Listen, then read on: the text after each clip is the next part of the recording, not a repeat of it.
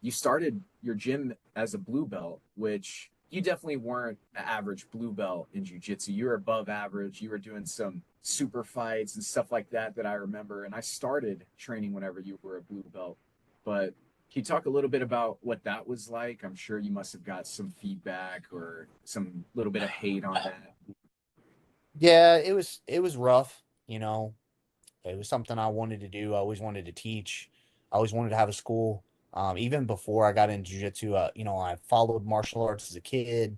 I really wanted to own my own school. This is what I wanted to do. And I've always had people tell me, well, you can't make a living teaching martial arts. And I believed it for the longest time. So getting in and opening my own gym, I wanted to get there as fast. I rushed it. I rushed. I went ahead and did it. I had a good following of people, which never put me behind. I was working a full time job. I had my own business doing construction. So running a school, my personal life bills were covered because I had a job. Now running the school kind of paid for itself. It was really nice in the beginning. If I had it to do all over again, I would have probably waited till I was probably a purple, closer to brown belt to do it, knowing what I know now. But I think it's still looking back, I wouldn't trade it for anything. I learned a lot. I learned a lot of lessons. I failed a lot, a lot, man. When it comes to the business side, I really failed at that. Jiu-jitsu side of it, I mean, I kept growing. I wish I would have known more when I started because I could have helped more people. But I think the growth that we had when I was a blue belt was perfect. I think the fact that I didn't know a lot about the business side, the marketing side, worked out perfect because I think if I would have known more, I would have overwhelmed myself because I would have got too many people coming in the door too soon. I think the transition when I moved to the new location that we're at now, I think it worked out perfect. I think the timing was perfect. I was in a good place. Um, but starting out, if I had to do all over again, I mean, I would personally would have done the same thing over again.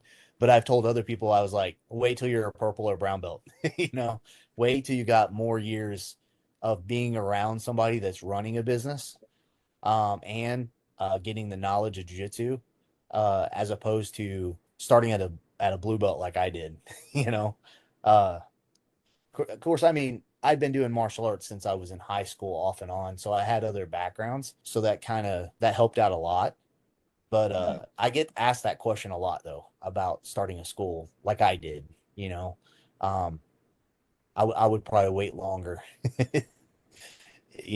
That's my advice to other people. I'd wait longer. I'd wait till you've got more experience. Go see how a successful gym's ran. Um, and not just any gym. I'm talking somebody that does it for a living full time, and watch how they do things. Watch how they interact with people. Because you have to be able to build a community to keep people on the mats. It's not just about the jujitsu. It's about I get to come to this gym every day and get to be a part of something.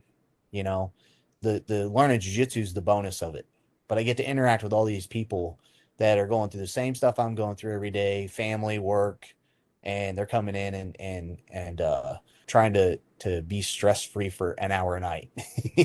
You know what I mean? Yeah, and that's kind of one of the things that I think is great about jujitsu is whatever you've got going on in the other parts of your life, you can just forget about for an hour and a half. You're not going to be remembering what you're going through. Like you're gonna be too worried about what you have to do on the mats. You're getting smashed or something else. So